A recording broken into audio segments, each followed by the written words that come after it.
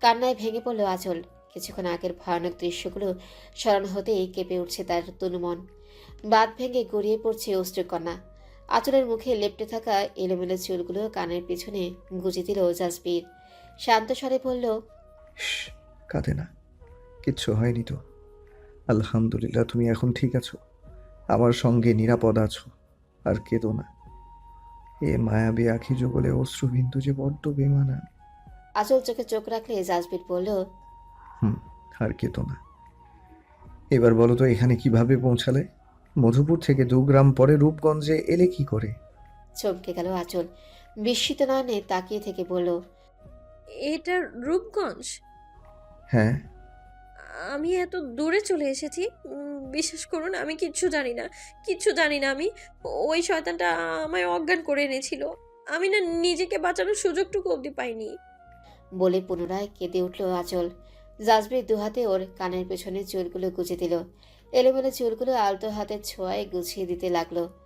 মাথা নাড়িয়ে নাড়িয়ে আঁচলের কথাগুলো শুনছে মানুষটা, একদম মনোযোগী শ্রোতার ন্যায়, যেন কোনো ছোট্ট একটি বাচ্চা মেয়ে বিচার দিচ্ছে তার নিকটে, আর সে তা মন প্রাণ উজাড় করে দিয়ে শুনে চলেছে। সদ্য বিপদ হতে বেঁচে যাওয়া মেয়েটিকে ছোট্ট প্রাণ পাখিটার মতো করেই আগলে রাখতে চাইছে সে। আঁচলকে স্বাভাবিক করার প্রয়াস চালাচ্ছে। আঁচল অশ্রুভেজা চোখে তাকিয়ে বলতে লাগলো, আজকে দুপুরে ওই 12টার সময় আমি আমি বাড়ি থেকে বেরিয়েছিলাম। কলেজ বন্ধ না, টুম্পাদের বাড়ি গিয়েছিলাম। তখন শুনশান রাস্তায় ওই লোকটার সাথে দেখা হয়েছিল, কথা কাটাকাটি হলো আমার সাথে। দুপুরবেলা ছিল তো, কেউ ছিল না রাস্তায়। আ- আমি না একটু বিপদ আজ করতে পারিনি। তারপর তারপর কথা কাটাকাটির এক পর্যায়ে ওই শয়তানটা হঠাৎই আমার মুখের রুমাল চেপে ধরলো। মুহূর্তের মধ্যেই আমার দিন দুনিয়া কেমন ঘুরে উঠলো। অন্ধকারে তলিয়ে গেলাম আমি।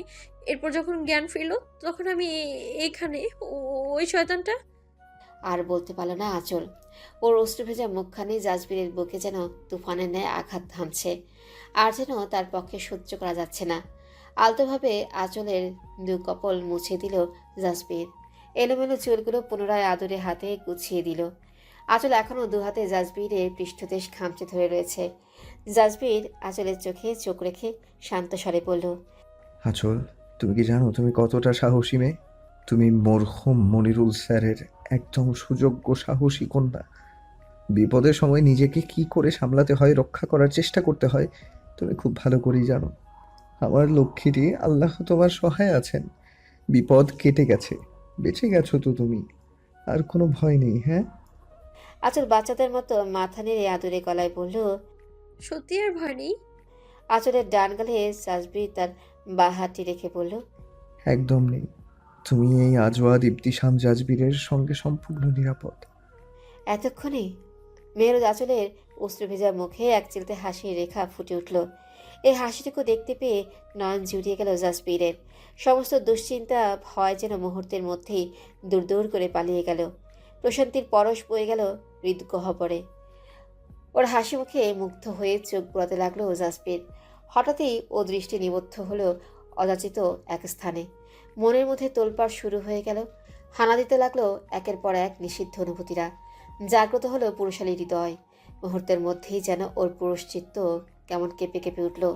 বুকের বাঁ পাশের ছোট্ট হৃদযন্ত্রটা ধুকপুক ধুকপুক ধ্বনি তুলতে লাগলো। চোখে কেমন যেন নেশা নেশা লাগতে শুরু করলো। সঙ্গে সঙ্গে জাজবির অন্যদিকে মুখ করে লম্বা শ্বাস ফেল। চক্ষু ঝাপটে নিজেকে সামলে নেওয়ার প্রয়াস চালাতে লাগলো। কোনো মতেই নিজের অবাধ্য অনুভূতিতে সামাল দিল সে। আলতো যত্নশীল পবিত্র প্রেমময় হাতে প্রেয়সীর বা কাঁধ হতে বেখালে সরে যাওয়া আঁচলটি ঠিক করে দিল জাসবির। আঁচল এক দৃষ্টিতে তাকিয়ে রয়েছে কাঁধের দিকে।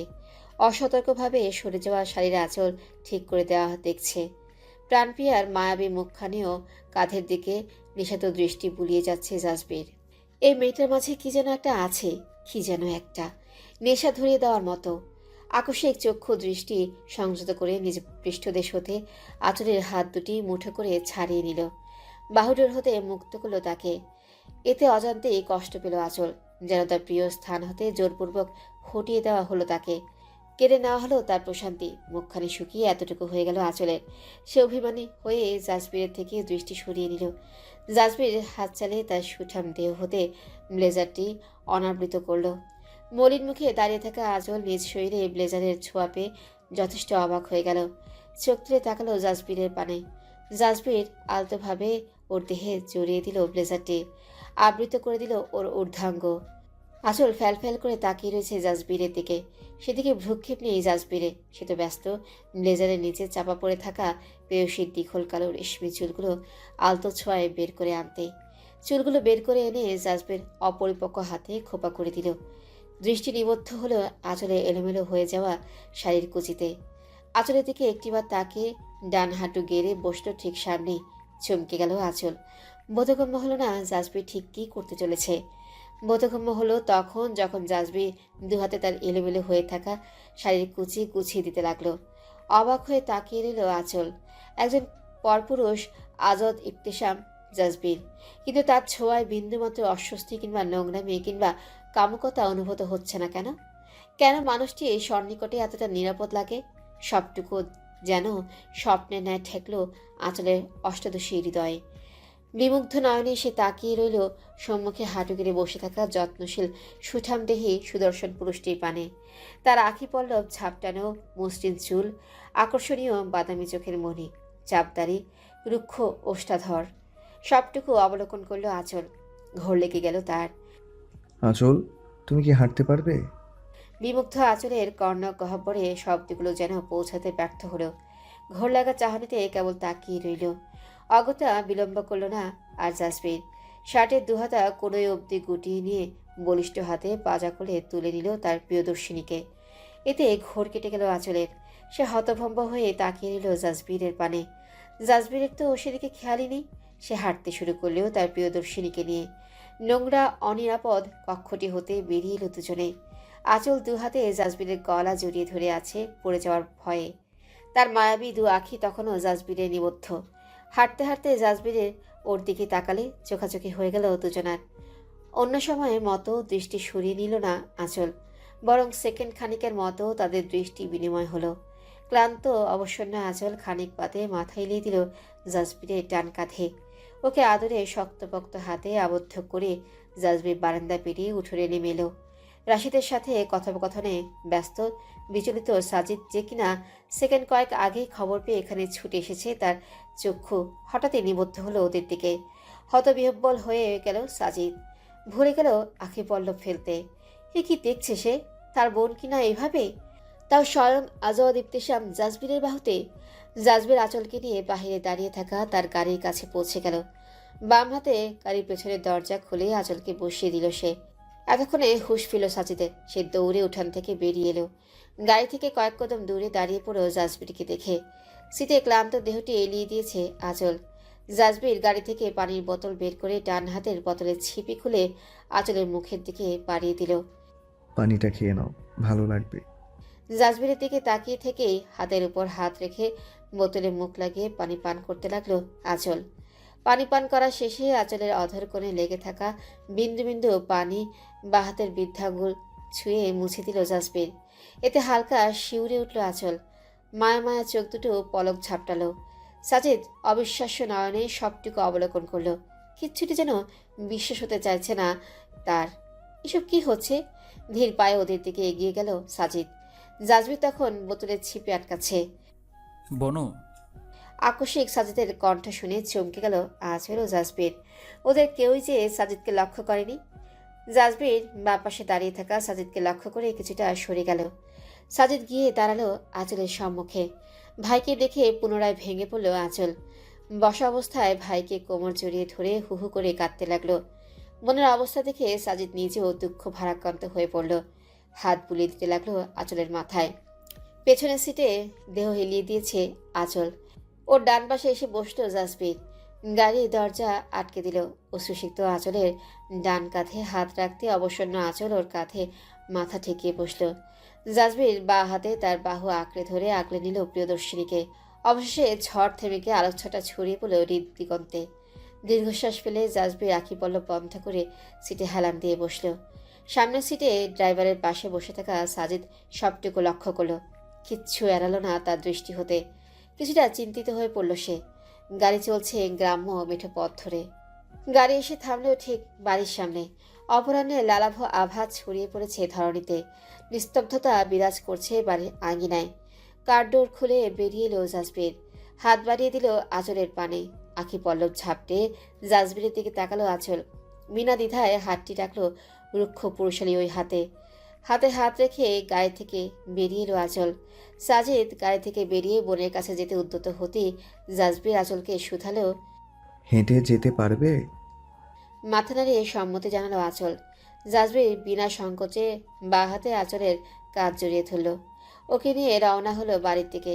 অবাক চাহনিতে সবটুকু দেখল সাজিদ। ভুলে গেল কোনোরূপ প্রতিক্রিয়া ব্যক্ত করতে।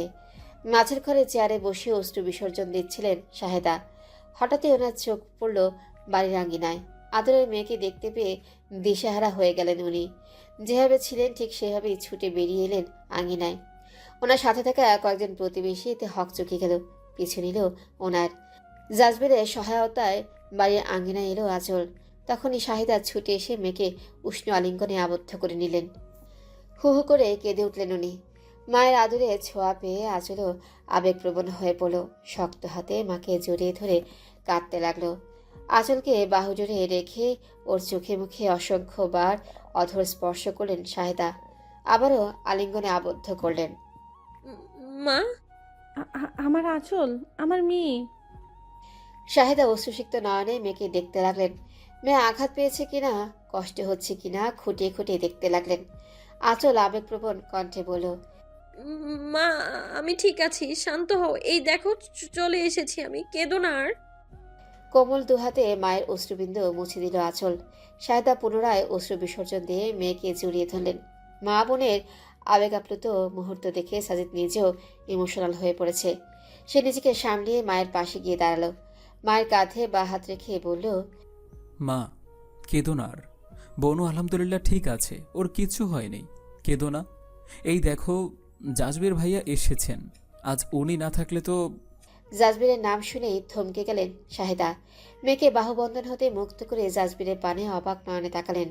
উনি এতক্ষণ খেয়ালই করেননি যে জাজবির এখানে রয়েছে। মা, আজ আল্লাহর রহমতে জাজবের ভাইয়া ওখানে পৌঁছে গিয়েছিলেন। ওনার জন্যই বনু আজ বিপদমুক্ত, কিচ্ছু হয়নি ওর। ছেলের কথা শোনা মাত্রই শাহেদার কৃতজ্ঞতার চাহনিতে জাজবিরের দিকে তাকালেন। ধীর পায়ে এগিয়ে গেলেন ওর দিকে। ওর ডান হাতটি দু হাতের মুঠোয় নিয়ে জড়ানো কণ্ঠে বললেন। বাবা, তোমাকে যে কি বলে ধন্যবাদ জানাবো আমার জানা নেই। আজ আল্লাহর রহমতে তুমি যদি সময় মতো না পৌঁছাতে, জানি না কি হতো। আমার মেয়েটা কোন অবস্থায় কি করছিল জানি না। অনেক বড় সর্বনাশ হয়ে যেতে পারতো ওর। তুমি আমার মেয়েকে বাঁচিয়েছো। আল্লাহ তোমার মঙ্গল করুক বাবা, মঙ্গল করুক। জাজবিরের মাথায় আদরে হাত বুলিয়ে দোয়া করলেন উনি। বহু বছর পর মাতৃস্নেহ পেয়ে কিছুটা আবেগপ্রবণ হয়ে পড়ল জাজবির। মাকে হারিয়েছে সেই বহু বছর আগে। মাতৃস্নেহ, মায়ের আদরে ছোঁয়া, মায়ের দোয়া পাওয়া হয়নি যেন সহস্র প্রহর ধরে। আজ শাহেদার মাতৃস্নেহ পেয়ে জাজবির আবেগ সামলাতে ব্যর্থ হচ্ছে। বিন্দু বিন্দু অশ্রু চিকচিক করছে ওর নেত্রকোণে। শাহেদার পানে আদরে চাহনিতে তাকিয়ে রয়েছে ও। খুব করে ইচ্ছে করছে শাহেদাকে একটুখানি জড়িয়ে ধরতে, মাতৃছোঁয়ার স্বাদ নিতে। কিন্তু সব ইচ্ছে সব সময় পূরণ করতে নেই। মুহূর্তের মধ্যেই নিজেকে সামলিয়ে নিল জাজবির। মোলায়েম স্বরে বলল। ধন্যবাদ জানাতে হবে না আন্টি, মন থেকে দোয়া করবেন শুধু। মাতৃ দোয়া যে খুব কার্যকরী। দোয়া করি বাবা, জীবনে খুব বড় হও, খুব সুখী হও। আল্লাহ তোমার মঙ্গল করুক। জাজবিরের মাথায় স্নেহের পরশ বুলিয়ে দিলেন শাহেদা। আন্টি, আঁচলকে নিয়ে ভেতরে যান, ওর বিশ্রাম দরকার। আঙ্গিনায় উপস্থিত প্রতিবেশীদের অদ্ভুত চাহনি লক্ষ্য করে কথাটি বলল জাজবির। সাজিদও সম্মতি পোষণ করে বললেন। হ্যাঁ মা, বনুকে নিয়ে ভিতরে যাও। জাজবিরের পানের কৃতজ্ঞতা সূচক চাহনিতে তাকিয়ে থেকে আঁচলকে নিয়ে বাড়ির দিকে পা বাড়ালেন শাহেদা। মায়ের বাহুজুড়ে আবদ্ধ আঁচল যাওয়ার পথে আবেগী চাহনিতে পিছু ঘুরে তাকালো। চোখে চোখ পড়ল জাজবির আঁচলের। চোখে চোখে হলেও অব্যক্ত আলাপন। আঁচলের মায়া ভরা চাহনিতে নিজেকে হারালো জাজবির। আজ আঁচলও হারিয়েছে ওর নেশালো আখি যুগলে। যত এগিয়ে যাচ্ছে আঁচল ততই যেন অজানা কিছু হারানোর ভয় পরিলক্ষিত হচ্ছে ও দৃষ্টিতে। সে চোখের ভাষা পড়তে অসুবিধা হলো না জাজবিরে। প্রিয়দর্শিনীর চোখে হারানোর ভয় টের পেয়ে খুশির ছোঁয়া ফুটে উঠল তার হৃদগহীনে। জাজবির চোখে মুখে খুশির ছোঁয়া অবলোকন করে দুঃখ পেল আঁচল। বুঝতে ব্যর্থ হলো এই হাসির অর্থ। তাই তো মনক্ষুণ্ণ হলো তার। লোকটি এমন কেন? যেখানে অজানা ভয় আঁকড়ে ধরছে তাকে, সেখানে এই লোকটির মুখে খুশির ছাপ কেন? হাওয়ায় হাওয়ায় যেন প্রেমময় সুর ভেসে বেড়াচ্ছে। ছলাছলা দৃষ্টি সরিয়ে নিল আঁচল। মায়ের সাথে প্রবেশ করলো ঘরে। তমসার আচ্ছাদিত বসুন্ধরা। নিশাচর পাকপাখালির গুঞ্জন ছেয়ে গেছে চারিদিকে। বদ্ধ কক্ষ হতে ভেসে আসছে কয়েকজনের চিৎকার চেঁচামেচির শব্দ।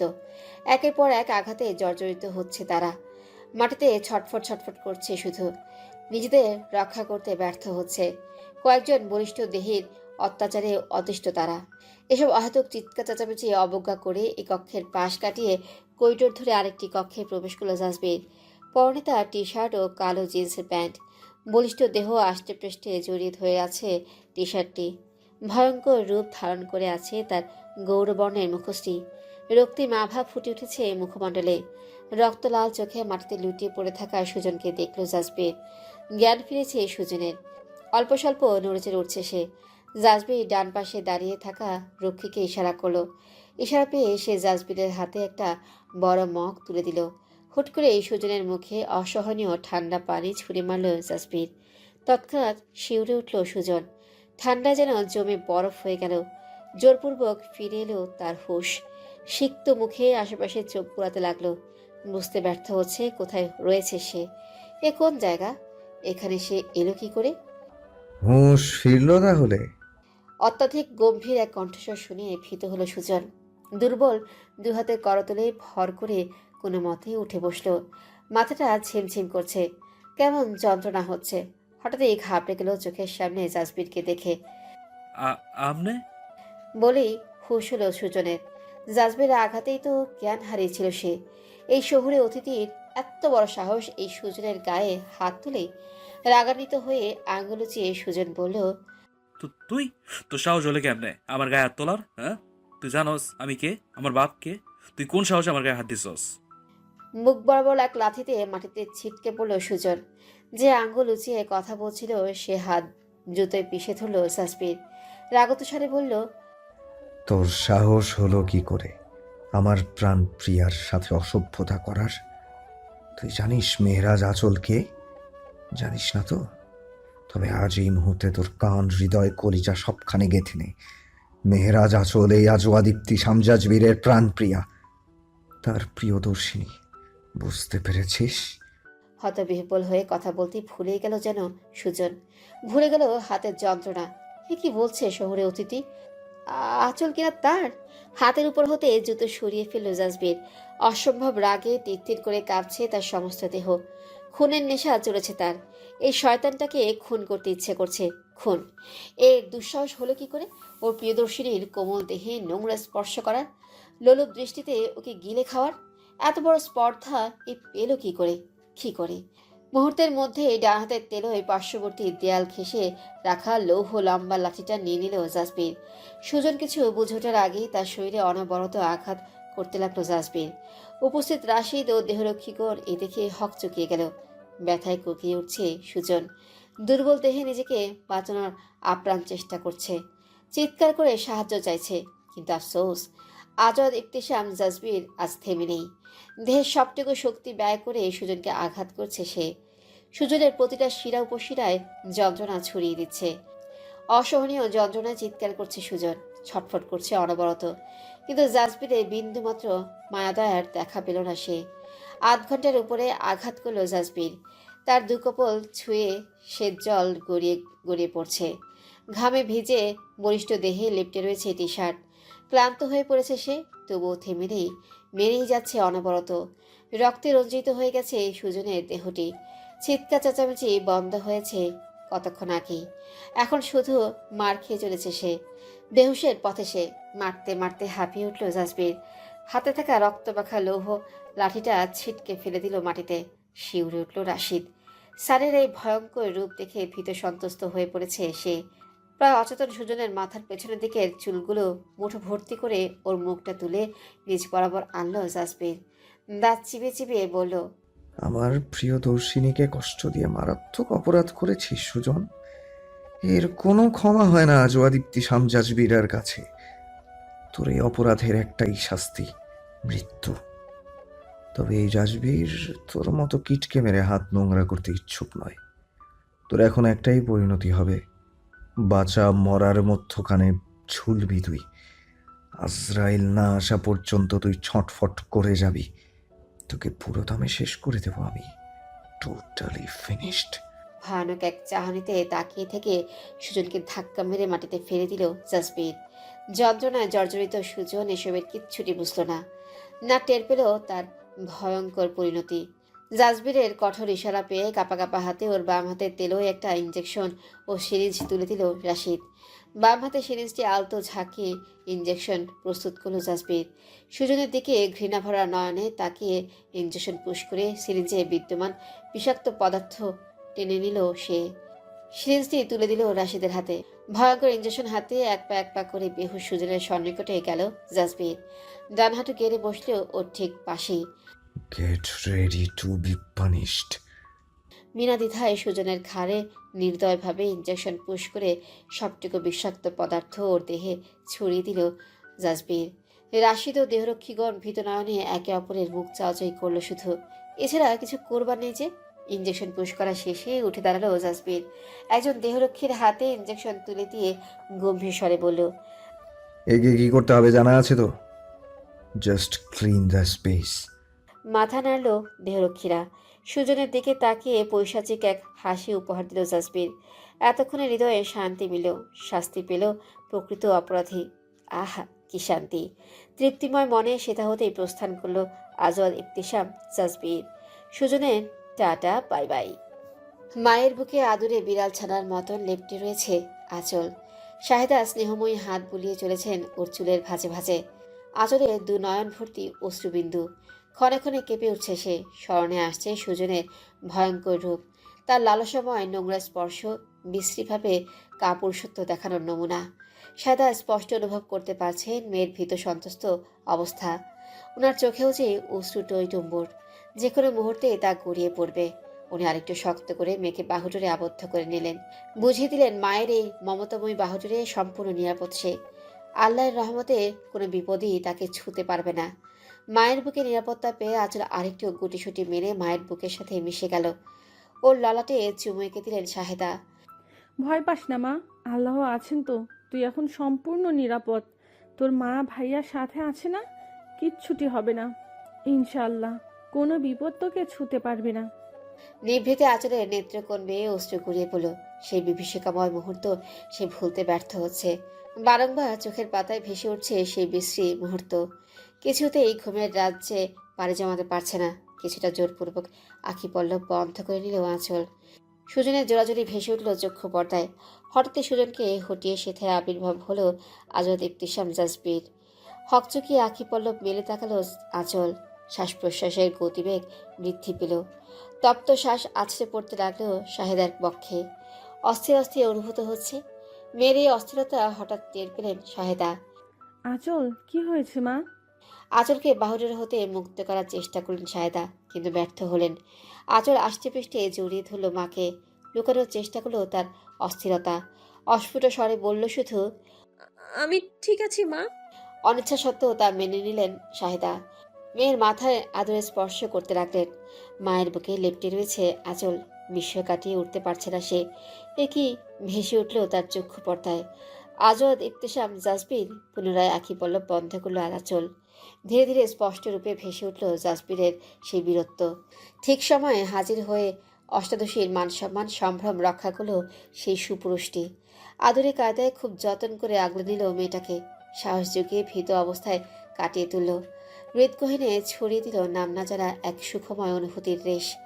কি কেমন সুখময় অনুভূতি, যা হৃদয়ের প্রতিটি আনাচে কানাচে ভরিয়ে তুলল প্রশান্তিতে। হিমেল হাওয়া এসে ছুঁয়ে যাচ্ছে হৃদয়ে প্রেম পুষ্প উদ্যান। উড়ো উড়ো মনটা করছে বড্ড উচাটন। দূর দূর বুকে অপেক্ষায় রয়েছে নতুন এক অনুভূতির জোয়ারে ভেসে বেড়াতে। উফ, এ কেমন মন, কেমনের সুখ! তৃপ্তিময় এক হাসি প্রলেপ ফুটে উঠল মেহরোজ আঁচলের মুখশ্রীতে। এক বুক প্রশান্তিতে ধীরে ধীরে আঁকি পল্লব বন্ধ করে নিল সে। হারিয়ে গেল ঘুম পাড়ানির দেশে। সুজন, আব্বা, এই দেখো তোমার বাগান আইছি। চোখ মেলো আব্বা। ধীরে ধীরে চোখ মেলে তাকালো সুজন। অসহনীয় যন্ত্রণায় কর্মরে উঠল সারা শরীর। সর্বোচ্চ চেষ্টা সত্ত্বেও বিছানায় চাদর খামচে ধরে যন্ত্রণা সহ্য করতে ব্যর্থ হলো সে। আঙুলগুলো যেন আজ বেইমান করলো। নিস্তেজ হয়ে পড়ে রইল মস্তিষ্কের ইশারা অমান্য করে। ঝাপসা দু চোখ বেয়ে তলবিন্দু গড়িয়ে পড়ল সুজনের। শরীরের প্রতিটি ভাঁজে ভাঁজে শুধু যন্ত্রণা আর যন্ত্রণা, মরণ যন্ত্রণা। সুজনের বাবা এই মধুপুর গ্রামের চেয়ারম্যান। প্রবীণ বৃদ্ধ লোকটি ছেলের এই করুণ দশা দেখে আবেগতাড়িত হয়ে পড়লেন। কি হয়ে গেল ওনার আদরের বাবুসোনার? এই যে অসহনীয় কষ্টদায়ক এক অবস্থা। আজীবন তো যন্ত্রণা কষ্ট নিয়ে খেলা করেছেন, বিন্দুমাত্র মায়া দয়া দেখাননি নিরীহ শিকারের উপর। তবে আজ নিজ সন্তানের বেলায় প্রথমবারের মতো উপলব্ধি করতে পারলেন যন্ত্রণা কি, ইহা কিরূপ হয়। হাসপাতালে শুভ্র বিছানায় নিস্তেজ হয়ে পড়ে রয়েছে তার আদরে সুযোগ্য সাহসী সন্তান সুজন। অসীম যন্ত্রণা কুড়ে কুড়ে খাচ্ছে ওকে। সম্পূর্ণ শরীর হয়ে গিয়েছে প্যারালাইজড। মুখখানি বেঁকে গিয়েছে খানিকটা। কথা বলতে অপারগ সে। দুঠোঁট নাড়িয়ে হাজার চেষ্টা করেও কিচ্ছুটি বলতে পারে না। হাত পা সারা দেহ মস্তিষ্কের নিয়ন্ত্রণের বহির্ভূত হয়ে গেছে। খাদ্য খাওয়া তার জন্য কষ্টকর। আপাতত স্যালাইনের মাধ্যমে তার দেহে তরল খাদ্য প্রবেশ করছে। আজও ইবতেসাম জাজবীরের মরণঘাতী ছোবল শেষে রূপগঞ্জের এক খালপাড়ে পাওয়া গিয়েছিল সুজনের নিস্তেজ দেহ। এলাকাবাসীর কাছ থেকে খবর পেয়ে চেয়ারম্যান সাহেব তৎক্ষণাৎ ছুটে গিয়েছিলেন। উদ্ধার করেছিলেন নিজ পুত্রকে। সদর হাসপাতালে ভর্তি করানো হয় সুজনকে। অবস্থা বেগতিক দেখে স্থানান্তর করা হয় শহরের নামকরা এক হসপিটালে। কিন্তু সুজনের অবস্থা আশঙ্কাজনক ছিল। দীর্ঘ 28 ঘন্টা বাদে ডক্টরদের অক্লান্ত পরিশ্রম এবং উপরওয়ালার রহমতে জ্ঞান ফিরেছিল সুজনের। কিন্তু সময়ের সাথে সাথে ডেকে এনেছিল মারাত্মক একটি দুঃসংবাদ। ভয়ঙ্করভাবে প্যারালাইজড হয়ে গিয়েছে চেয়ারম্যান পুত্র সুজন। ডক্টররা আপাতত কোনো আশার আলো দেখতে পাচ্ছে না। ওনাদের ভাষ্যমতে সুজন কবে সুস্থ হবে ওনাদের জানা নেই। আদৌ সুস্থ হবে কিনা ওনারা নিশ্চয়তা দিতে পারলেন না। এ শুনে হিংস্র পশুর ন্যায় ক্ষিপ্ত হলেন চেয়ারম্যান সাহেব। ওনার বিশ্বস্ত লোকদের কাজে লাগিয়ে দিলেন। কে বা কারা ওনার পুত্রের এই মরণ দশা করেছে তার খোঁজ লাগানোর হুকুম দিলেন। সেই থেকে ওনার লোকেরা ছুটে বেড়াচ্ছে অপরাধীর খোঁজে। কিন্তু তাদের আদৌ খোঁজ মিলবে কি আজদ ইবতেসাম জাজবীরের? সুজন সে নিজের অধপতনের দ্বারা নিজ ধ্বংস ডেকে এনেছে। মেহরোজ আঁচলকে অপহরণ করে ওকে ভোগ করার সিদ্ধান্ত এমনি এমনি নেয়নি। কিন্তু সে এর পিছনে ছিল তার ক্রোধ, মারাত্মক ক্রোধ। সবটা সূচনা হয়েছিল অপহরণের কিছুদিন পূর্বে। কি ঘটেছিল সেদিন? পরন্ত বিকেলে পুকুর পাড়ে দাঁড়িয়ে থাকা ফল গাছের নিচে লাফালাফি করছে আঁচল। সর্বোচ্চ চেষ্টা করছে ফল পেরে খাওয়ার। কোমরে শাড়ির আঁচল গুজে রাখায় খানিকটা উন্মুক্ত হয়ে রয়েছে তার কোমরের আকর্ষণীয় ভাঁজ। সেথায় লোলুপ দৃষ্টিতে তাকিয়ে রয়েছে সুজন। ধীরে ধীরে এগিয়ে যায় আঁচলের পানে। বেখেয়ালি আঁচল টেরও পায়নি তার ঠিক পেছনে দাঁড়িয়ে বিকৃত মানসিকতার এক জন্তু। আঁচলের উন্মুক্ত কোমরের ভাঁজে ভাঁজে নোংরা কুৎসিত চোখ বুলিয়ে চলেছে সুজন। জিভে জল চলে এসেছে যেন। নিষ্পিস করছে নোংরা হাতটা। একটুখানি ছুঁয়ে দিতে ব্যাকুল হয়ে উঠল সে। কাল বিলম্ব না করে ডান হাত গলিয়ে দিল আঁচলের উন্মুক্ত কোমরের ভাঁজে। আকস্মিক পুরুষালী নোংরা স্পর্শে হতবিহ্বল হয়ে পড়ে মেহরোজ আঁচল। চোখ নামিয়ে কোমরে পুরুষালী হাত দেখা মাত্রই পিছু ঘুরে ঠাস করে একটা চড় মেরে দিল সুজনের রুক্ষ গালে। আশ্চর্যের চূড়ান্তে পৌঁছে গেল সুজন। ডান গালে হাত দিয়ে বড় বড় চোখ করে তাকিয়ে রইল আঁচলের পানে। আঁচল কড়া সুরে বলল, অসভ্য লোক, এগুলো কোন ধরনের নোংরামি? কোন সাহসে আমায় ছুঁয়েছেন? হ্যাঁ, ডান গাল হতে হাতটি নামিয়ে সুজন রাগান্বিত স্বরে বলল, আচল, তোর এত বড় কলজা, হ্যাঁ? তুই সুজনের গায়ে হাত দিছস? আজ তোর জায়গায় যদি অন্য কেউ থাকতো না, এই হাতটা কয়েকটা কুচু কুচু করে কুত্তারে খাওয়াইতাম। এমন ভয়ানক কথা শুনে ভয় পেলেও তা প্রকাশ করল না আঁচল। বরং পূর্বের ন্যায় কণ্ঠের তেজ বজায় রেখে বলল, আমার থেকে দূরে দূরে থাকবেন, সাবধান করে দিচ্ছি। আমার শরীরে বইছে মরহুম পুলিশ ইন্সপেক্টর মনিরুল ইসলামের রক্ত, তাই সাবধান। টেনে টেনে কথাটি বলল আঁচল। সুজন ক্রোধান্বিত হয়ে আঁচলের দিকে এক কদম অগ্রসর হতেই আঁচল আঙ্গুল উঁচিয়ে সাবধান করে দিল। থেমে গেল সুজন। একদম না। আজ যা করেছেন তা প্রথম অপরাধ মনে করে ভুলে যাব, কিন্তু দ্বিতীয়বার কোনো ক্ষমা নয়। নারী মায়ের জাত হয়, তাই তাদের সম্মান করতে শিখুন। কুকুরের মতো হামলে পড়বেন না যেন, মনে থাকবে? জবাবের অপেক্ষা না করে বড় বড় কদম ফেলে সেটা হতে প্রস্থান করল আঁচল। খানিকটা দূরে দাঁড়িয়ে এ দৃশ্যের সাক্ষী হলো রবি ও টুম্পা। ভয়ে ভয়ে তারাও সেথা হতে চলে গেল। ক্রোধের আগুনে পুড়ছে সুজন। এক লাথি মেরে দিল পাশের বৃক্ষে। আগুনের ফুলকি নির্গত হচ্ছে যেন তার দু চোখ হতে। আচল, আমার কুত্তার লগে তুলনা করলি তো ঠিক আছে। তোর ওই সুন্দর দেহ খান আমি সুজন যদি কুত্তার মতো ছিঁড়া ছিঁড়া না খাইছি তয় আমার নাম পাল্টায় ফেলমু, তোর সমস্ত তেজ ছিন্ন ভিন্ন করে ফেলবো আমি, কসম। সেদিনের অপমানে শোধ তুলতে পৈশাচিক এক পরিকল্পনা করে সুজন। বন্ধুদের সঙ্গে নিয়ে পরিকল্পনা বাস্তবায়ন করতে চেয়েছিল সে। মূল পরিকল্পনা ছিল সকলে মিলে আঁচলকে ধর্ষণ করা, ওর কোমল দেহটি খুবলে খুবলে খাওয়া। কিন্তু তার পূর্বেই সব কিছু শেষ হয়ে গেল।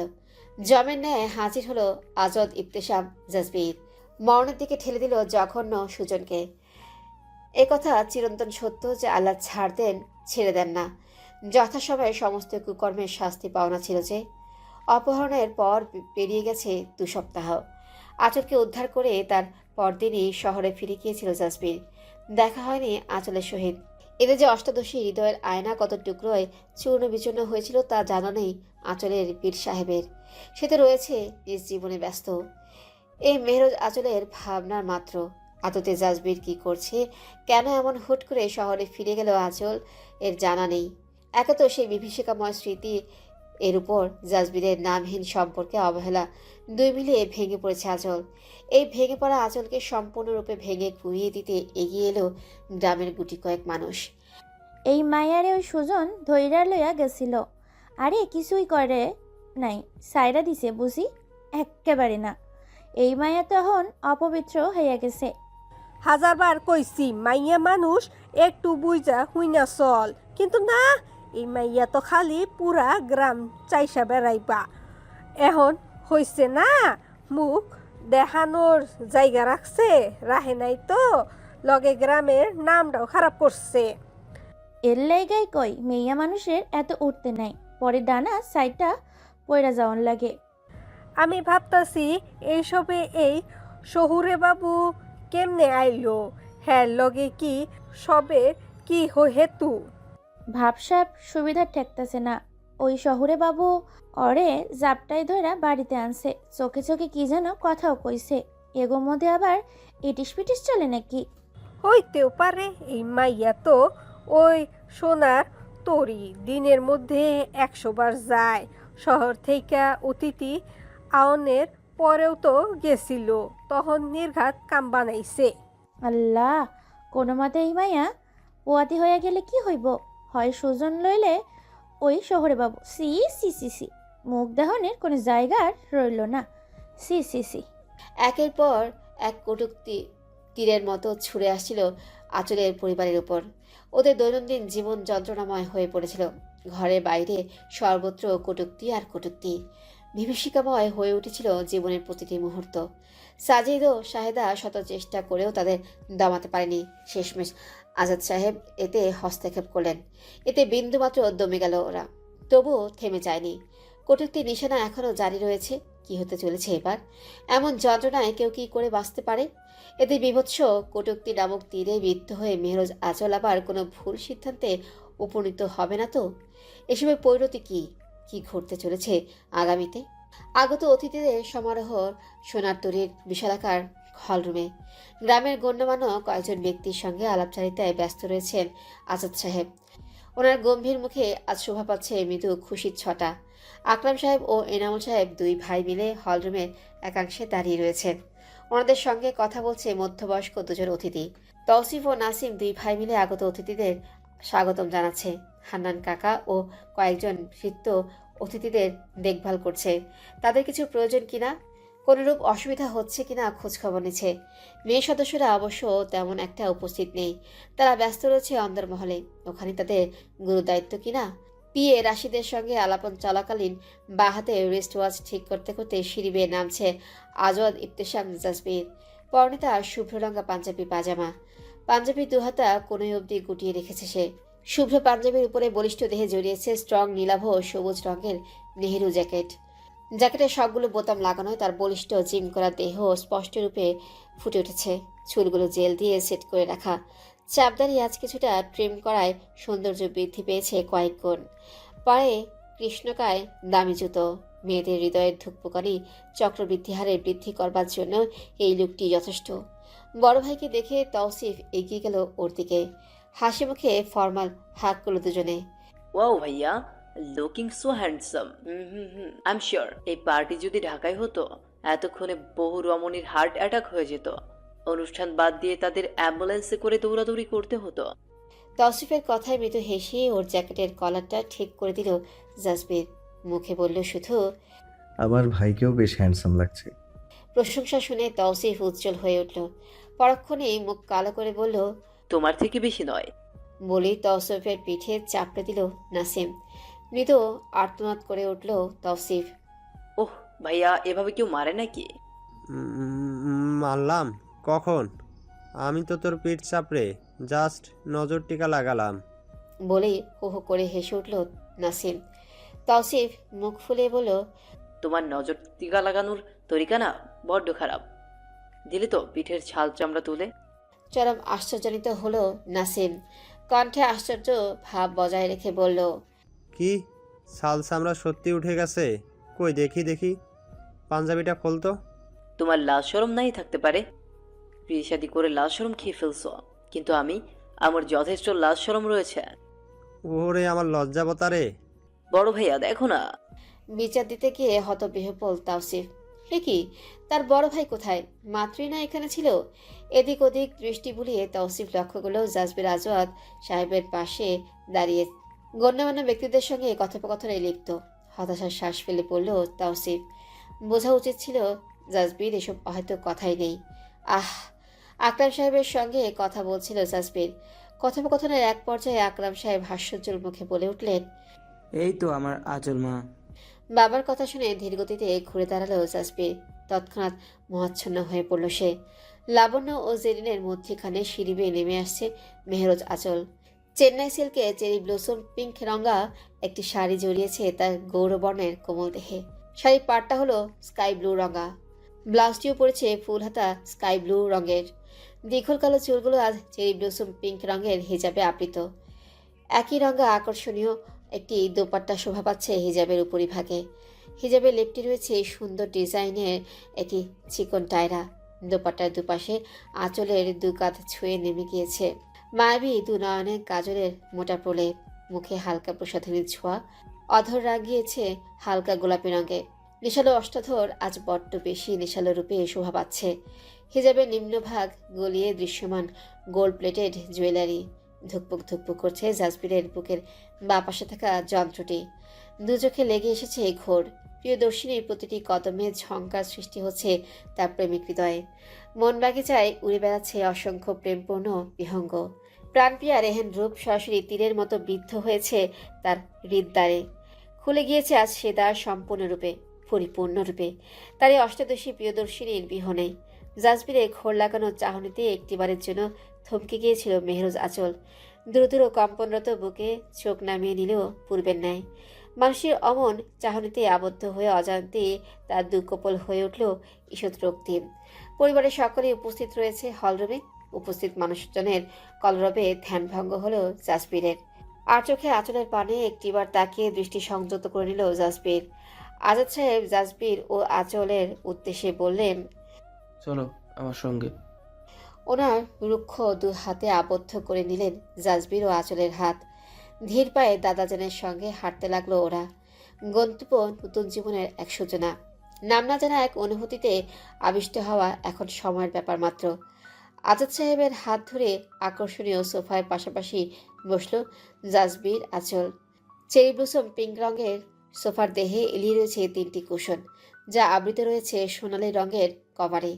গোলাপি এবং লাল গোলাপের সঙ্গে সবুজ কৃত্রিম পাতার বাঁধনে তৈরি অর্ধবৃত্তাকার ব্যাকড্রপটি অবস্থিত সোফার ঠিক পেছনেই।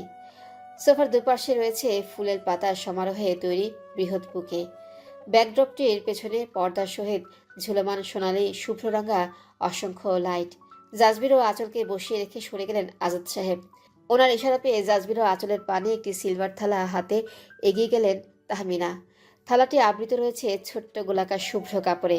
থালায় রাখা ছোট্ট দুটো বক্স খুলে হাতে নিলেন দুটো রিং। ডায়মন্ডের রিংটি জাসবিরের হাতে দিয়ে দ্বিতীয় রিংটি আঁচলের হাতে দিলেন। তাহমিনা ও আবিদা উভয় সরে গেলেন ওদের সম্মুখ হতে। আজাদ সাহেব গম্ভীর স্বরে বললেন, বীর, আংটিটা ভাইয়ের অনামিকায় পরিয়ে দাও এবার। দাদা জানায় অনুমতি পেয়ে আঁচলের দিকে কিঞ্চিত ঘুরে বসল জাসবির। খুব কাছ হতে মুগ্ধ নয়নে উপভোগ করলো তার প্রাণপ্রিয়ার রূপের বহর। তার মুগ্ধ দৃষ্টি বুলিয়ে চলেছে আঁচলের লাজরাঙা মুখখানিতে। উপস্থিত সকলের কথা বিবেচনা করে অশান্ত হৃদয়টিকে খানিকের জন্য শান্ত করবার চেষ্টা চালালো জাসবির। বাম হাতটি বাড়িয়ে দিল আঁচলের পানে। দুহাত গুটিয়ে জড়সড় হয়ে বসে রয়েছে আঁচল। জাসবিরের বাড়িয়ে দেওয়া হাতটি দেখে তার কণ্ঠনালী জমে গেল। কম্পন শুরু হলো সারা কায়ায়, যা স্পষ্ট টের পেল জাসবির। তাই তো মুচকি হেসে নিজেই আঁচলের বাম হাতটি আলতোভাবে তুলে তার বা হাতে তেলোয় রাখল। জাসবিরের আকস্মিক স্পর্শে শিউরে উঠল মেহরোজ আঁচল। পলক ঝাপটে তাকালো জাসবিরের পানে। চোখে চোখ মিলালো দুজনার। সাথে সাথে দৃষ্টি নত করে নিল আঁচল। ওর হতে দৃষ্টি সরিয়ে ওর কোমল হাতে দৃষ্টি নিবদ্ধ করল জাসবির। তৃপ্তিকর হাসির রেখা ফুটে উঠল তার অধর কোণে। অবশেষে উপস্থিত সকলের দিকে একটিবার তাকিয়ে আঁচলের কম্পিত বা হাতে অনামিকায় আদরের ভাবে আংটি পরিয়ে দিল জাসবির। হাততালি দিয়ে উঠল উপস্থিত সকলে। এবার আঁচলের পালা। কম্পিত হাতে আংটিটি ধরে মা ও ভাইয়ের দিকে ছলছল নয়নে তাকালো আঁচল। মা ও ভাইয়ের মুখে আজ দুঃখ খুশির মিশ্রণ। শাহিদা মাথা মৃদু নাড়িয়ে অনুমতি প্রদান করলেন। অবাধ্য অনুভূতি দুমড়ে মুচড়ে উঠল অন্তপুরে। গলা যেন কাটা বেঁধে রয়েছে। হাতটি নাড়ানোর জো মিলছে না। ওর অবস্থা আন্দাজ করে ওর দিকে কয়েক ইঞ্চি অগ্রসর হলো জাসবির। এতে ছুঁয়ে গেল দুজনের হাঁটু। শিহরিত হয়ে উঠল আঁচল। শিরদাঁড়া বরাবর যেন বয়ে গেল তড়িৎ প্রবাহ। বৃদ্ধি পেল শ্বাস প্রশ্বাসের গতিবেগ। শিহরিত আঁচলকে আরেকটু অস্বস্তিতে ফেলে দিল জাসবির। ওর দিকে খানিকটা ঝুঁকে ফিসফিসিয়ে বলল, আর কত অপেক্ষায় রাখবে আমায়? চোখ তুলে তাকালো আঁচল। ওর চোখে চোখ রেখে ওর হাতের একদম সন্নিকটে আঙ্গুল এগিয়ে দিল জাসবির। জাসবিরের চোখের অব্যক্ত ভাষাগুলো বুঝতে অপারগ আঁচল ধীর গতিতে তার আঙ্গুলে আংটি পরিয়ে দিল। সম্পন্ন হলো আজদ ইবতেসাম জাসবির ও মেহরোজ আঁচলের পাকদান। হাততালি কলরবে মুখরিত হলো গোটা হলরুম।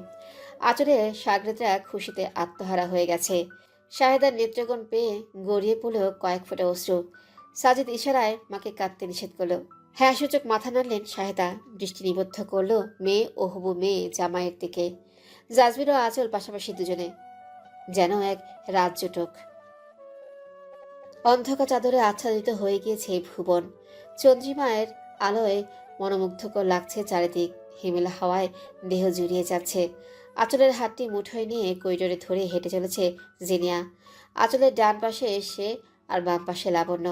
বাগদানের সাজগোজ এখনো অটুট রয়েছে মেহরোজ আঁচলের সারা কায়ায়। এভাবে কোথায় নিয়ে যাচ্ছে কিচ্ছুটি বুঝতে পারছে না আঁচল। কৌতূহল দামাতে না পেরে মৃদু স্বরে শুধালো, আমায় কোথায় নিয়ে যাচ্ছ?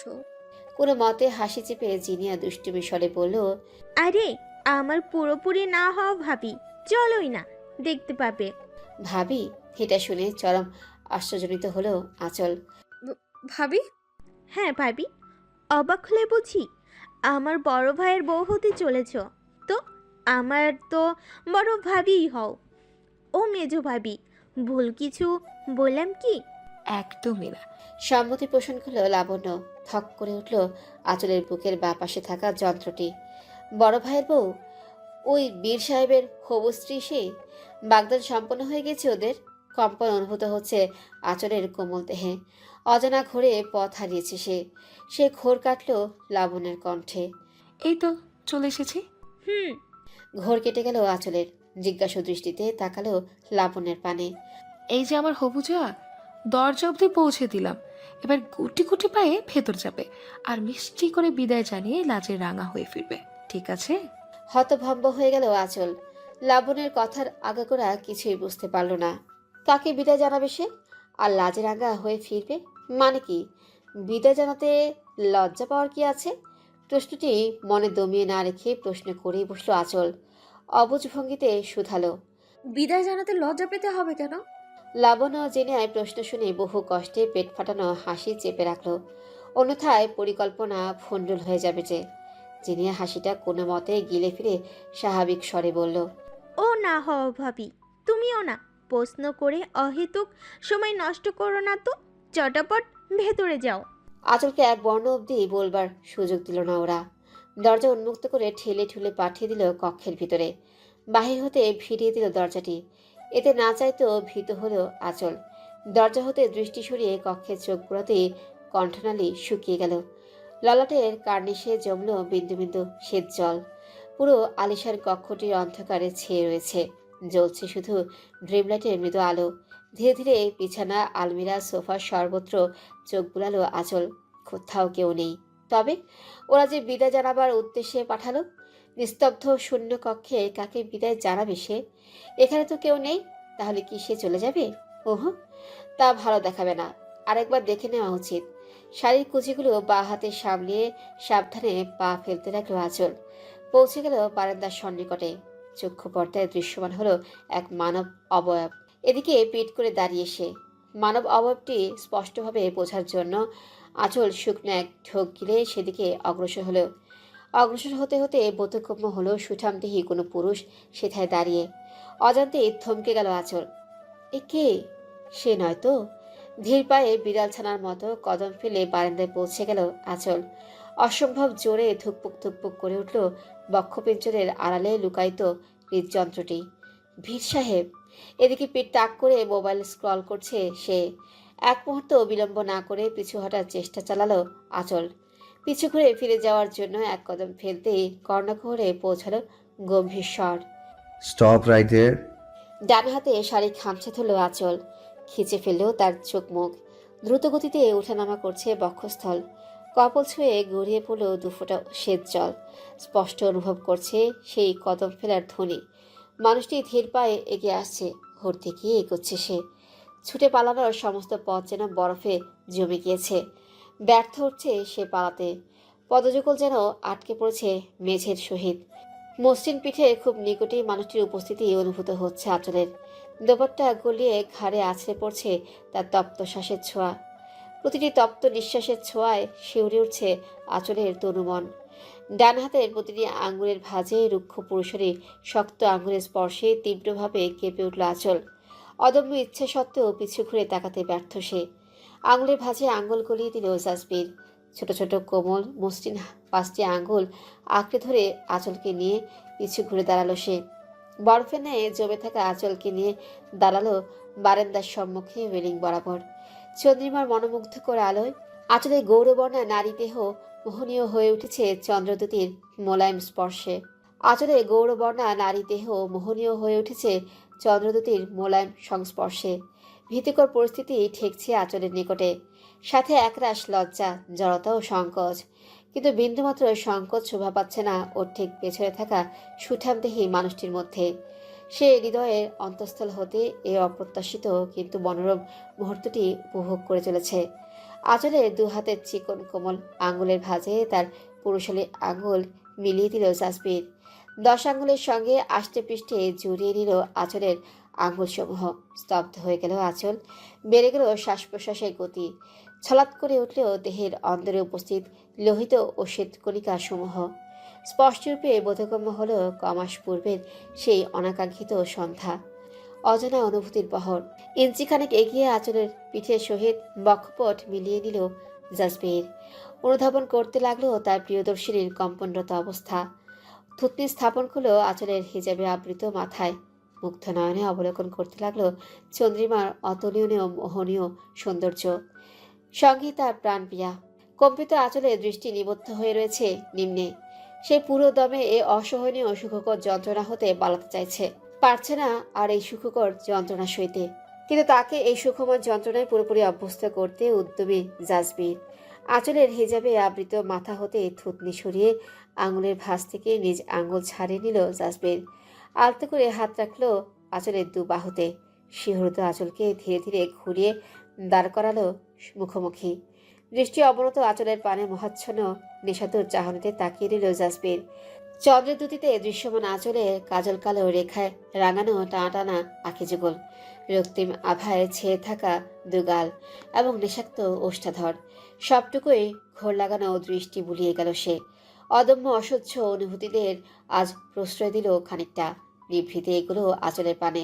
চাপদারিতে আচ্ছাদিত ডানগাল সংস্পর্শে এলো আঁচলের বাম কপলের কোমল আবরণে। পূর্বে নেয় সামান্য সময়ের জন্য নয়, বরং বেশ খানিকটা সময় ধরে ছুঁয়ে নিল দুজনার কপলদ্বয়। আবেশে মুদিত হলো দুজনেরই আখি যুগল।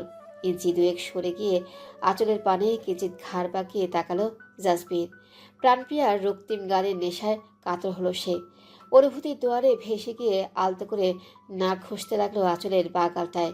কেঁপে উঠল আঁচলের ছোট্ট হৃদয়। সে কম্পন কয়েক গুণ বৃদ্ধি পেল জাসবিরের অধর স্পর্শে। বাগালে গভীরভাবে অধর স্পর্শ অনুভব করলো আঁচল।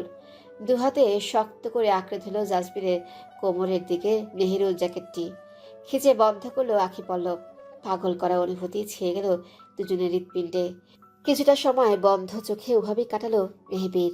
অতঃপর আঁচলে ডান গালে আলতো করে অধর ছুঁয়ে হঠাৎই ও দুবাহু হতে হাত সরিয়ে বেশ কিছুটা দূরে সরে গেল জাসবির। জোরে জোরে শ্বাস নিয়ে অবাধ্য অনুভূতিদের দমাবার চেষ্টা করতে লাগলো। অস্ফুট স্বরে বলল শুধু, সবাই অপেক্ষা করছে মেহরাজ আঁচল। কাল বিলম্ব করলো না আঁচল। চোখ মেলে তাকালো। এদিক ওদিক দৃষ্টিপাত না করে সোজা দরজা পেরিয়ে কক্ষে প্রবেশ করলো।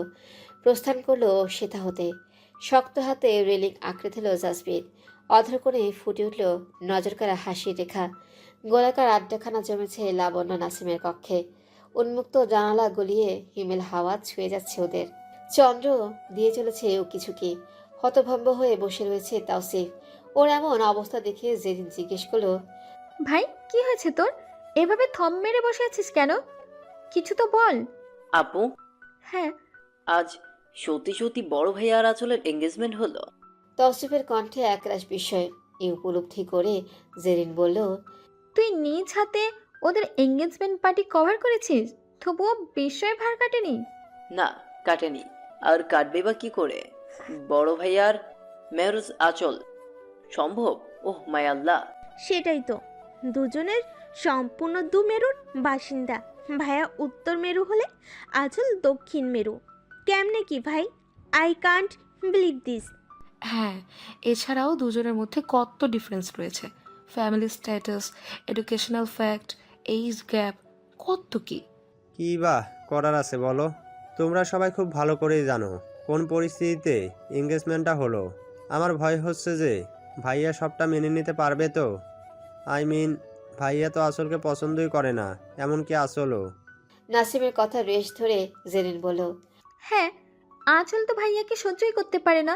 দেখতে না আমাদের কাছে কিভাবে বিচার দিত, তাহলে কিভাবে কি হবে? অপছন্দের দুজন মানুষের মধ্যে সংসার, ভালোবাসা, হাউ দিস পসিবল? আল্লাহ চাইলে কিচ্ছুই অসম্ভব নয় জেরি। হঠাৎই আবিদার কণ্ঠ শুনে চমকে গেল সবাই। দরজার দিকে তাকিয়ে ওরা দেখতে পেল আবিদা দাঁড়িয়ে। নাসিম বলল, মা, ভিতরে এসো। ওখানে দাঁড়িয়ে কেন? আবিদা ভেতরে প্রবেশ করলেন। মাকে দেখে জেনিয়া কিছুটা সরে গেল। বসার জায়গা করে দিলেন। সেখানে বসলেন আবিদা। ওরা সকলেই আবিদার মুখপানে তাকিয়ে। আমরা মুসলমান, মনে প্রাণে বিশ্বাস করি যে আমাদের জীবনে যা কিছু ঘটে সবটা আমাদের মহান স্রষ্টার ইশারায় ঘটে থাকে। ওনার ইশারা ব্যতীত গাছের পাতা অবধি নড়ে না। সেখানে এটা তো বিয়ে, পবিত্র একটা বন্ধন, হালাল সম্পর্ক। তাহলে এটা বুঝি ওনার হুকুম ছাড়াই হচ্ছে? যা হচ্ছে সবটাই উপরওয়ালার ইচ্ছাতে হচ্ছে। তোমরা শুধু শুধু দুশ্চিন্তা করো না। দেখো, ইনশাল্লাহ সব কিছু ঠিক হয়ে যাবে। আল্লাহ যখন ওদের জুটি ঠিক করেছে, তখন ওদের মধ্যে প্রেম মহব্বত ওনার হুকুমেই হবে। স্বামী স্ত্রীর সম্পর্ক এমনই হয়ে থাকে, বুঝলে? না হলে সম্পূর্ণ অচেনা কারোর হাত ধরে কোনো মেয়েই তার বাবার বাড়ি ত্যাগ করে শ্বশুর বাড়ি যেতে পারতো না। আবিদার কথা শুনে শান্ত হলো ওরা। বুকের মধ্যে চাপা পড়ে থাকা এক গাদা দুশ্চিন্তা মুহূর্তের মধ্যেই গায়েব হয়ে গেল। জেরিন বলল, হ্যাঁ ভুপি, তুমি একদম ঠিক বলছো। আমরা শুধুই হা হুতাশ করছিলাম। ইনশাল্লাহ সব ঠিক হয়ে যাবে। আর আমাদের বড় ভাইয়া তো অসাম একজন মানুষ। তার স্বাধীন নিয়ে সে আঁচল প্রেমে পড়বে না, এ হতেই পারে না। প্রেম নয়, ভালোবাসা, গভীর ভালোবাসা হবে। দেখে নিও তোমরা। Waiting for that amazing moment. সকলের মৃদু হেসে সম্মতি পোষণ করল। আশাবাদী তারা মেহবিরের গভীর ভালোবাসার সাক্ষ্য হতে। বিছানার ঠিক মধ্যখানে থম মেরে বসে রয়েছে আঁচল। দুহাঁটু কিছুটা উঁচুতে ভাঁজ করে তার দুহাতের বাঁধনে আবদ্ধ করে রেখেছে। থুতনি ঠেকিয়েছে সে বাঁধনের উপর। মাথায় আবৃত দোপাট্টা দু কাঁধ ছুঁয়ে বিছানায় গড়িয়ে পড়েছে। পুরোপুরি হতবিহ্বল সে। এঙ্গেজমেন্টের পার্টি থেকে ফিরে পার্টির শাড়ি পরিহিত অবস্থায় বিছানায় বসে পড়েছে। চমকের রেশ কাটিয়ে ওঠা এখনো বাকি। সেই রাত্রির অনাকাঙ্ক্ষিত কাছে আসা, আর আজ এই স্মরণীয় একদিনে সেদিন সেই মুহূর্তের আবর্তন। সে একই ছোঁয়া, একই পবিত্রতা, সবটুকু একই অনুভূত হলো। তবে সে ব্যক্তি আর নয়, বরং বীর সাহেব ছিল। এ কি করে সম্ভব? আজও দীপ্তিসাম জাজবির কিনা মেহরুজ আঁচলের সহিত অমন আচরণ, এ যে অকল্পনীয়, অভাবনীয়, ভাবাই যায় না। তবে কি বীর সাহেব ওকে? না না না না, হে কি ভাবছে সে? অসম্ভব এটা। উনি কিনা আমায় ভুলেও নয়। ওনার দ্বারা আর যাই হোক কোনো প্রেম ভালোবাসা হতে পারে না। ওহে অষ্টাদশী, হে কি বলিলে তুমি?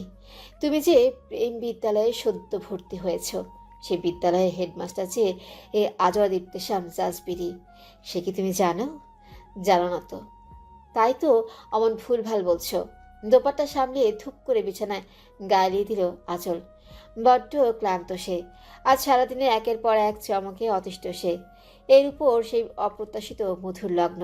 এখনও শিশিরানি অনুভূত হচ্ছে সারা কায়ায়। ধুকপুক ধুকপুক করছে হৃদযন্ত্রটি। ধীরে ধীরে মুদিত হয়ে এলো আখি পল্লব। চোখ বন্ধ করে কিছুটা সময় কাটালো। হঠাৎই চোখ মেলে তাকালো আঁচল। পোশাক পরিবর্তন করতে হবে, সাজগোজ ধুতে হবে। গা গিজ গিজ করছে যে। অনিচ্ছা সত্ত্বেও অবসন্ন দেহ নিয়ে উঠে পড়ল আঁচল। উদ্দেশ্য ফ্রেশ হয়ে আরামের নিদ্রায় শায়িত হওয়া। সুজনের পরিণতি ঠিক পূর্বের ন্যায় রয়েছে। বিন্দুমাত্র উন্নতি হয়নি তার। এদিকে চেয়ারম্যান সাহেবের নিজস্ব লোকেরা এখনো জানতেই পারেনি সুজনের এই করুণ পরিণতির জন্য দায়ী কে বা কারা। এজন্য চেয়ারম্যান সাহেব যথেষ্ট ক্ষুব্ধ। সমস্ত রাগ মেটানোর জন্য উনি হানা দিলেন মেহরোজ আঁচলের বাড়িতে। বাড়ির আঙ্গিনায় কাঠের চেয়ারে বসে রয়েছেন চেয়ারম্যান সাহেব। ওনার পেছনে দাঁড়িয়ে কয়েকজন চেলা, আর মুখোমুখি সামান্য দূরত্ব বজায় রেখে চেয়ারে বসে আছে শাহেদা। মায়ের বাম পাশে দাঁড়িয়ে সাজিদ। আঁচল ঘরে ঘুমাচ্ছে। চেয়ারম্যান সাহেব, আপনি হঠাৎ আমাদের বাড়িতে? সব ঠিক আছে তো? মনের ভেতর পুষে রাখা ঘৃণাবোধ চেপে গিয়ে জিজ্ঞেস করলেন শাহেদা। জবাবে চেয়ারম্যান সাহেব রাগত স্বরে বললেন, না, কিচ্ছু ঠিক নাই। এর কারণ জানো না? আমার পুত্র, আমার সুজন বাজান অসুস্থ, হাসপাতালের বিছানায় পড়ে আছে। কার জন্যই? আমার বোন এতে কি করেছে? যা হয়েছে তাতে আমার বোন কিভাবে জড়িত? সাজিদের দিকে তাকালেন চেয়ারম্যান সাহেব। শোনো সাজিদ, আমার সুজনের এই দূর অবস্থা পুরোপুরি তোমার বোনের জন্যই হইছে। কতবার কইছি বাজান, ওই মাইয়ার সার, তোর লাগি আগুন সুন্দরী আনমো, কিন্তু বাজান আমার কথাই শুনলো না। হ্যার ফলাফল চোখের সামনেই। রুমাল দিয়ে লালটের কার্নিশের জমা সেচ জল মুছে নিলেন চেয়ারম্যান সাহেব। দম ফেলে বললেন, আমার বাজানের এই পরিণতি কাল লাইগা হইছে আমি জানি না, তয় আমি এটা জানি যে ওর এই দুরবস্থার জন্য তোমাকে আসলে বহুত দায়ী আছে। এই জন্যে আমি একবার সিদ্ধান্ত নিছি, এতে যদি আমার মনের মধ্যে জ্বালা আগুন একটু হইলেও নেবে। শেষোক্ত কঠিন স্বর শুনে চমকে গেল শাহেদা ও সাজিদ। শাহেদা মিনতির সুরে বললেন, চেয়ারম্যান সাহেব, আপনি এসব কি বলছেন? বিশ্বাস করেন, এসবের মধ্যে আমার মেয়ে নেই। ও তো নিজেই মানসিকভাবে বিপর্যস্ত। আর তা কিসের জন্য আপনি খুব ভালো করে জানেন। তাই হাত জোর করছি, আমার মেয়ের কোনো ক্ষতি করবেন না। ওকে দয়া করে রেহাই দিন। মায়ের আচরণে যথেষ্ট বিরক্ত হলো সাজিদ। কড়া সুরে বলল, মা, তোমার কি মাথা খারাপ হয়েছে?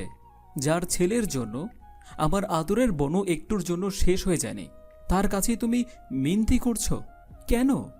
আমার বনু কি খুনি না অপরাধী? ওকে রেহাই দিতে বলছো কেন? সাজিদের কথাগুলো এক বর্ণ মিথ্যা নয়, তবুও মানতে পারলেন না শাহেদা। মা তো, সন্তানের মঙ্গলের জন্য উনি যে কোনো কিছুই করতে পারেন। এমন শয়তানের নিকট আকতি মিনতিও করতে পারবেন। উনি শান্ত স্বরে বললেন, সাজিদ, আমাকে বলতে দে বাবা, তুই এসবে মাথা ঘামাস না। আমার বনুর ব্যাপারে কথা হচ্ছে, আর আমি মাথা ঘামাবো না কি করে? চেয়ারম্যান সাহেব মা ছেলের কথায় বিরক্ত হয়ে বললেন, উফ, থামো তো তোমরা, আমারে বলতে দাও। জি বলেন। তোমার মাইয়ার লগে আমার বাগানের বিয়ে দিতে চাই। কি?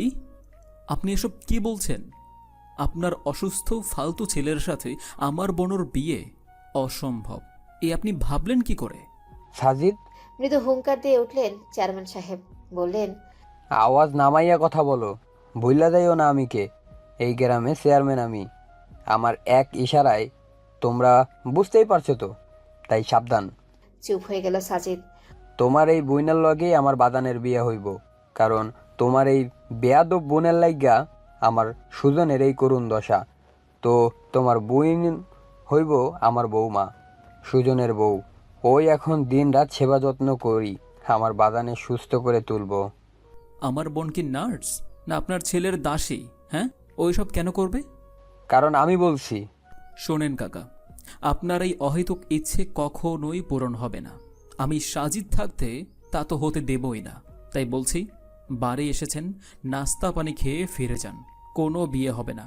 তা সময় বলবো, দেখা যাক কি হয়। আধা গ্লাস পানি পান করে উঠে পড়লেন উনি। শেষবারের মতো বললেন, বিয়ার প্রস্তুতি শুরু করো সাজিদ।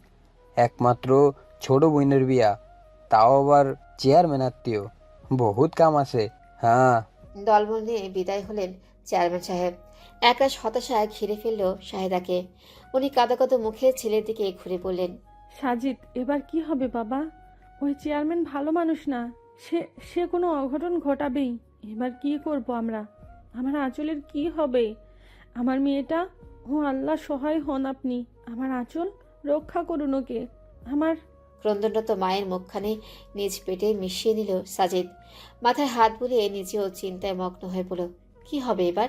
চেয়ারম্যান সাহেবের এই অনৈতিক প্রস্তাব জাজবিরের কানে পৌঁছাতে সময় লাগলো না, কেননা গ্রামে তার লোক লাগানো রয়েছে। তারাই যথাশীঘ্রই জাজবিরের কানে খবরটা পৌঁছে দিল। এমন অনৈতিক আজগুবি প্রস্তাবে আজাদ ইবতেসাম জাজবিরের মাথায় রক্ত চড়ে গেল। জোরে জোরে শ্বাস নিয়ে কোনো মতে সে নিজেকে সামলিয়ে নিল। প্রথমত, এতদিন ধরে গ্রামবাসীর অশোভনীয় আচরণ কটূক্তি। দ্বিতীয়ত, খুব ইম্পর্টেন্ট কাজে ফেসে যাওয়ায় হুট করেই তার ঢাকায় ফিরে আসা। সর্বশেষ চেয়ারম্যানের অনৈতিক প্রস্তাব। মেজাজ পুরোপুরি বিগড়ে গেল জাসবিরের। গভীর ভাবনা চিন্তায় মশগুল হয়ে পড়ল সে। শেষে গুরুত্বপূর্ণ এক সিদ্ধান্তে উপনীত হলো। যা অনেক পরে করার কথা ভেবেছিল, এবার না হয় তাই হবে। সেটা যথাশীঘ্রই সম্ভব। দ্রুত অশান্তরিত এবার একটু শান্ত হলো জাসবিরের। বিছানায় হেডবোর্ডে দেহ এলিয়ে চোখ বন্ধ করে ফেলল। ধীরে ধীরে তার চক্ষু পর্দায় ভেসে উঠল প্রাণপ্রিয়া। অধর কোণ প্রসারিত হলো তাহার। সঞ্জীবনী হাসপাতালে নির্মাণ কাজের সুবাদে মধুপুর এলো জাসবির। দীর্ঘ ক্লান্তিকর ভ্রমণ শেষে হাসপাতালের কাজের তদারকি। রাতের আহার করে নিজ রুমে চলে গেল সে।